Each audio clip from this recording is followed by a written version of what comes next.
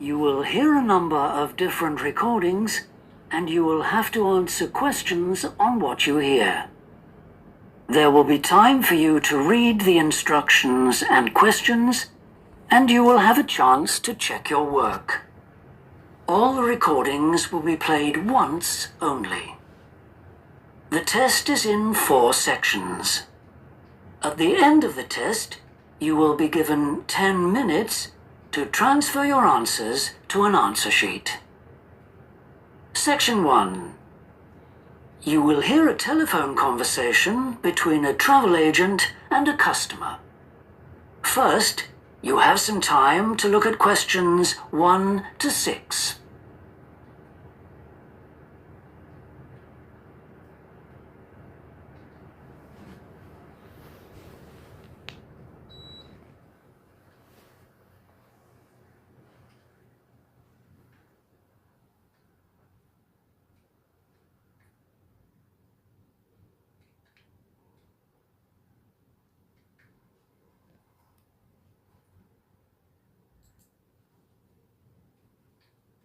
You will see that there is an example that has been done for you. On this occasion only, the conversation relating to this will be played first. Good morning, World Tours. My name is Jamie. How can I help you? Good morning. I want some information on self-drive tours in the USA. Could you send me a brochure? Of course. Could I have your name, please? Andrea Brown. The customer's name is Andrea Brown, so Brown has been written in the space. Now we shall begin. You should answer the questions as you listen, because you will not hear the recording a second time. Listen carefully and answer questions 1 to 6. Good morning, World Tours. My name is Jamie. How can I help you? Good morning. I want some information on self-drive tours in the USA. Could you send me a brochure? Of course. Could I have your name, please? Andrea Brown. Thank you. And your address? 24 Ardley Road. Can you spell that? Ardleigh Road. Postcode? BH5 2OP. Thanks. And can I have your phone number? Is a mobile all right? Fine. It's 07786 643 091. Thank you. And can I ask you where you heard about World Tours? From a friend, or did you see an advert somewhere? No, I read about you in the newspaper. Okay, I'll get the brochures in the post to you, but can I give you some information over the phone? What kinds of things do you want to do on your holiday? I'm interested in going to California with my family. I've got 2 children, and we want to hire a car. Okay, we have a couple of self-drive tours there, visiting different places of interest in California. The first one begins in Los Angeles, and there's plenty of time to visit some of the theme parks there. That's something on my children's list, so I'd want to include that. Good. Then you drive to San Francisco. From San Francisco, you can drive to Yosemite Park, where you spend a couple of nights. You can choose to stay in a lodge or on the campsite. I don't like the idea of staying in a tent. It'd be too hot. Right. And the tour ends in Las Vegas. Okay. The other trip we can arrange is slightly different. It starts in San Francisco, then you drive south to Cambria. Someone told me there's a really nice castle near Cambria. Will we go near that? Hearst Castle is on that road, so you could stop there. Good. I'd like to do that. Does this trip also go into the desert? No, it continues to Santa Monica, where most people like to stop and do some shopping. We have enough of that at home, so that doesn't interest us. Okay. Well, you could go straight on to San Diego. That's good for beaches, isn't it? That's right. That's a good place to relax, and your children might like to visit the zoo before flying home. I don't think so. We want some time for sunbathing and swimming. Before you hear the rest of the conversation, you have some time to look at questions 7 to 10.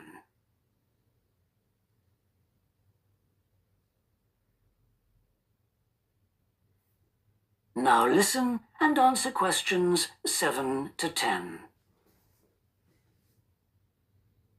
So, how many days are the trips and how much do they cost?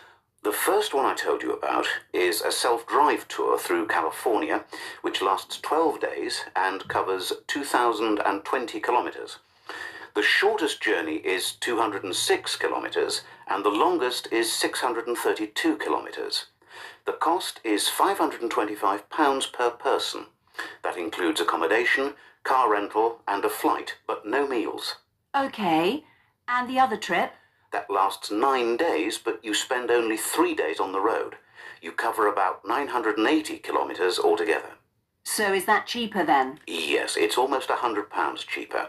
It's £429 per person, which is a good deal. So that covers accommodation and car hire. What about flights? They aren't included, but these hotels offer dinner in the price. Okay, well, thank you very much. I'll be in touch when I've had a chance to look at the brochure. I'm pleased to help. Goodbye. Goodbye. That is the end of section 1. You now have half a minute to check your answers. Section 2. You will hear a fitness manager of a leisure club talking to some new members. First, you have some time to look at questions 11 and 12.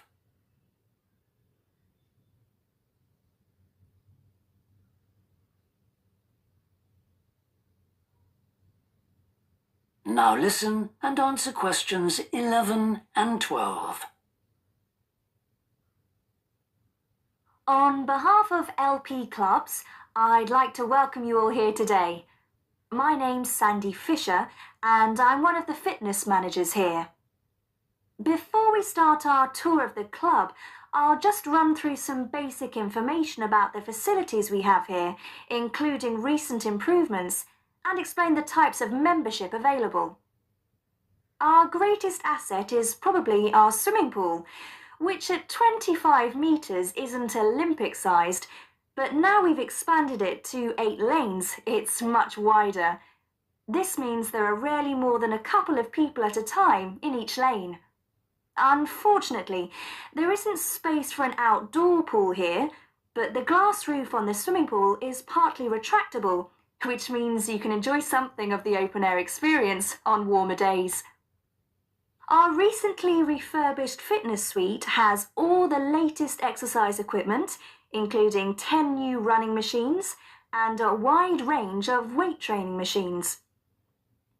Each member is given full training in how to operate the equipment, and there is always a trainer on duty to offer help and advice. Although we do have adult-only times after 6 and at certain times at weekends, children are well catered for. Older children continue to benefit from a wide range of tuition, anything from trampolining to yoga. Before you hear the rest of the talk, you have some time to look at questions 13 to 20.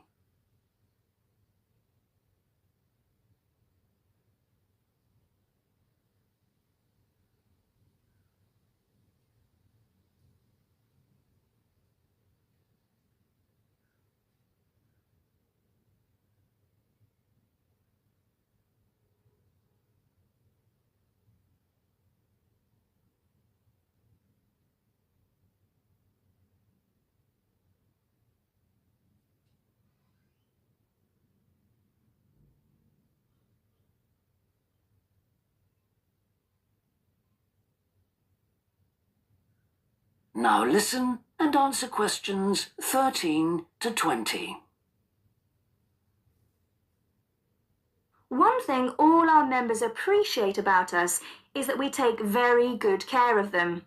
This starts on day 1 with your personal assessment. You are asked to fill in a questionnaire giving details of any health problems. One of our personal trainers will then go through this with you. The trainer will then take you through the safety rules for using the equipment in the fitness suite. During your next exercise session, a personal trainer will work with you to make sure you understand these. It's very important to do this because we really do want to avoid having any sports injuries. There's a lot more to looking after yourself than simply lifting weights. At the end of the personal assessment, the trainer will draw up a plan outlining what you should try to achieve within a 6-week period. This will then be reviewed at the end of the 6 weeks. Now, I'll just quickly run through the types of membership we have available. All members must pay a joining fee of £90 in addition to the rates for the monthly membership fees. Gold membership entitles you to free entry at all LP clubs. There are now LP clubs in all major cities and towns, so if you travel a lot, this will be a great advantage. Individual gold membership costs £50 a month, and joint membership for you and your partner will cost £75.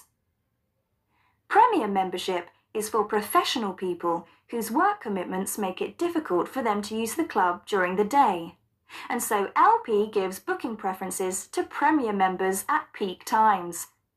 This means you'll find it easier to book the sessions at times that suit you. Reciprocal arrangements with other LP clubs are available to Premier members. Premium membership is for individuals only, but you'll be sent passes for guests every month. The monthly fee is £65.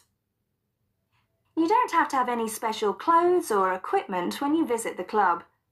We provide robes and hair dryers in the changing rooms, but it's very important to remember your photo card, because you won't be able to get in without it. For people who aren't working during the day,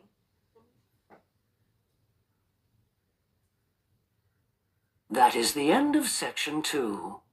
You now have half a minute to check your answers. Now turn to section 3.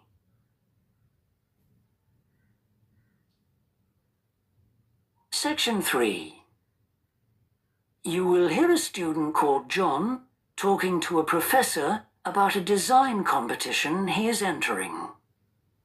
First, you have some time to look at questions 21 to 25.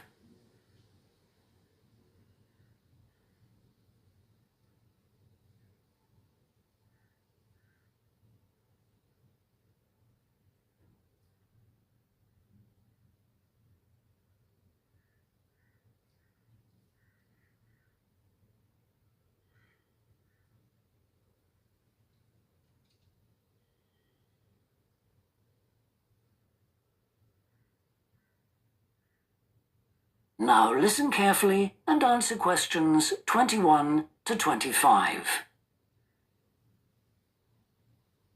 Hello, Professor.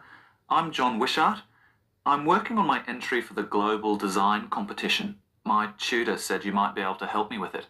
Ah, yes, I got a copy of your drawings. Come in and tell me about it. What sort of competition is it? Well, it's an international design competition, and we have to come up with a new design for a typical domestic kitchen appliance. I see. And are there any special conditions? Does it have to save energy, for example? Actually, that was the focus in last year's competition. This year's different. We have to adopt an innovative approach to existing technology, using it in a way that hasn't been thought of before. I see. That sounds tricky. And what kitchen appliance have you chosen? Well, I decided to choose the dishwasher. Interesting. What made you choose that? Well, they're an everyday kitchen appliance in most Australian houses, but they're all pretty boring and almost identical to each other. I think some people will be prepared to pay a little extra for something that looks different. It's a nice idea. I see you've called your design the rock pool. Why is that? Basically because it looks like the rock pools you find on a beach. The top is made of glass so that you can look down into it. And there's a stone at the bottom. Is that just for decoration? Actually, it does have a function. Instead of pushing a button, you turn the stone. So it's really just a novel way of starting the dishwasher. That's right. It's a really nice design, but what makes it innovative? Well, I decided to make a dishwasher that uses carbon dioxide. In place of water and detergent? How will you manage that? The idea is to pressurize the carbon dioxide so that it becomes a liquid. The fluid is then released into the dishwasher where it cleans the dishes all by itself. Sounds like a brilliant idea. Your system will totally do away with the need for strong detergents. So what happens once the dishes are clean? Well, to allow them to dry, the liquid carbon dioxide and the waste materials all go to an area called the holding chamber. That's where the liquid is depressurized and so it reverts to a gas. Then the oil and grease are separated out and sent to the waste system. It sounds like you've thought it all out very thoroughly. So what happens to the carbon dioxide once the process is complete? Not wasted, I hope. Actually, that's where the real savings are made. The carbon dioxide is sent back to the cylinder and can be used again and again. What a terrific idea. Do you think it will ever be built? Probably not, but that's okay. Well, I'm sure a lot of positive things will come out of your design. Before you hear the rest of the discussion, you have some time to look at questions 26 to 30.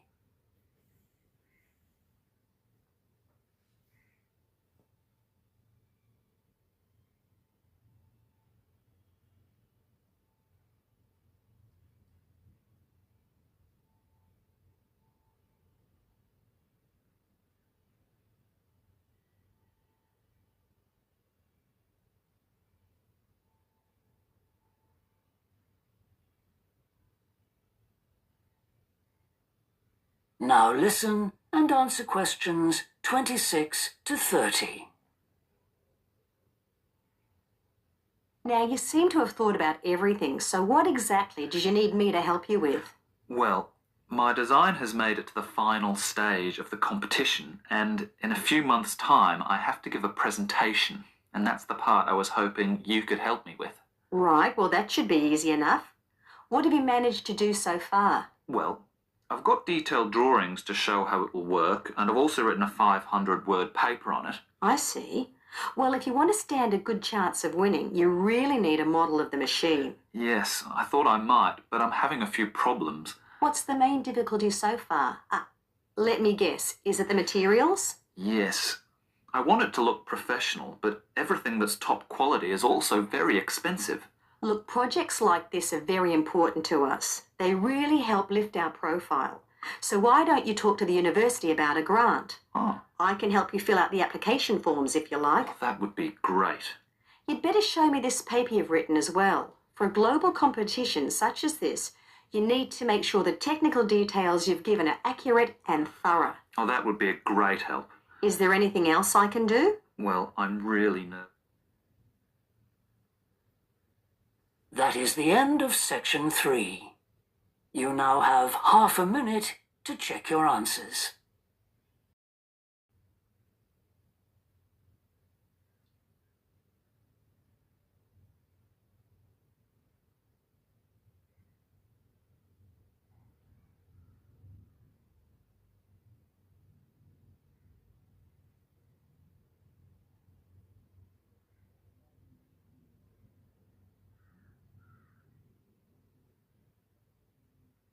Now turn to section 4.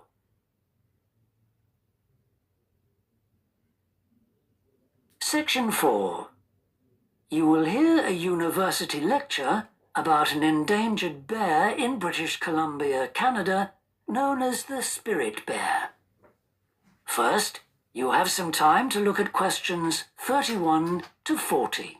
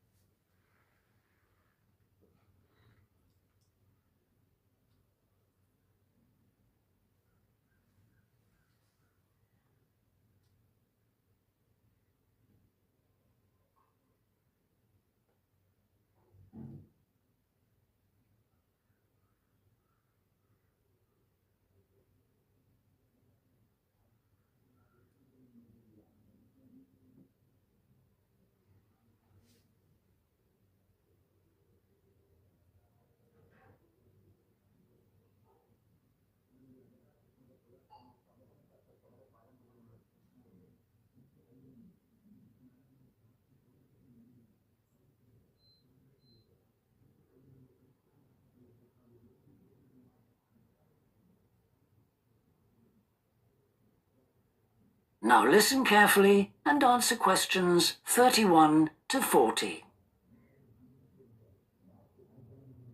Today, we continue our series on ecology and conservation with a look at a particularly endangered member of the black bear family.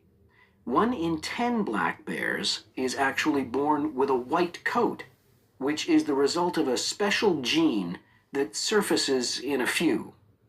Local people have named it the spirit bear, and according to the legends of these communities, its snowy fur brings with it a special power.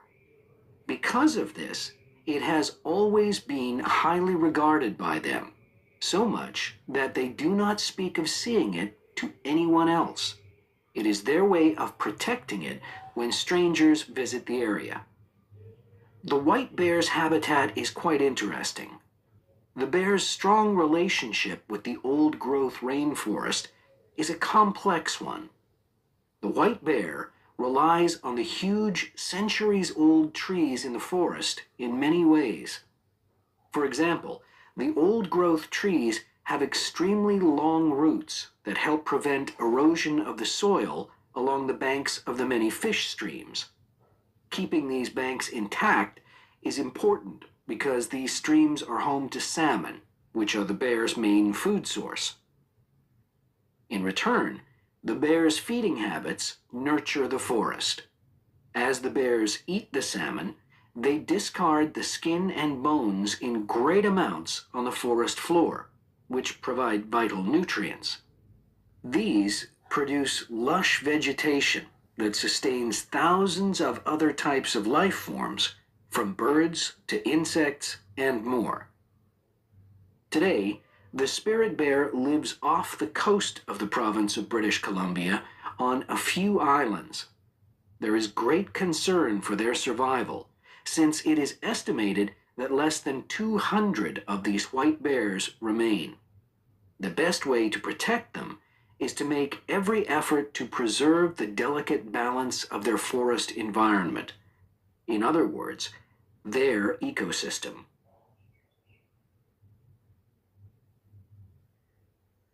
The greatest threat to the bear's existence is the loss of its habitat. Over many years, logging companies have stripped the land by cutting down a large number of trees. In addition, they have built roads which have fractured the areas where the bear usually feeds, and many hibernation sites have also been lost. The logging of the trees along the streams has damaged the places where the bears fish. To make matters worse, the number of salmon in those streams is declining because there is no legal limit on fishing at the moment. All these influences have a negative impact on the spirit bear's very existence, which is made all the more fragile by the fact that reproduction among these bears has always been disappointingly low. And so, what's the situation going forward? Community organizations, environmental groups, and the British Columbia government are now working together on the problem. The government is now requiring logging companies to adopt a better logging method, which is a positive step. However, these measures alone may not be sufficient to ensure a healthy population of the spirit bear in the future. Other steps also need to be taken. While it is important to maintain the spirit bear's habitat, there also needs to be more emphasis on its expansion. The move is justified as it will also create space for other bears that are losing their homes to That is the end of section 4. You now have half a minute to check your answers.